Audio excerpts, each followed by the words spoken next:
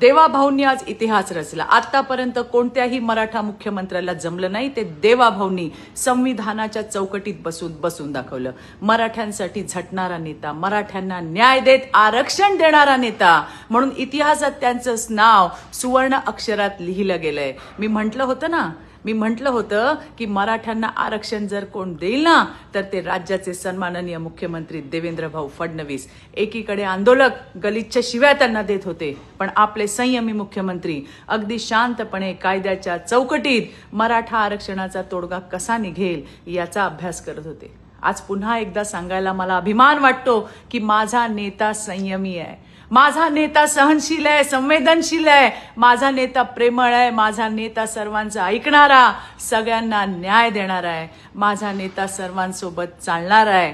चूक झाली तर 2 पावलं मागे सरणार आहे। पण विरोधकांनो, तुम्ही लक्षात ठेवा, कोणी जर माझ्या नेत्याला संपवणार म्हटलं ना तर लक्षात घ्या, तो तुमचा बाप आहे। जय हिंद, जय महाराष्ट्र।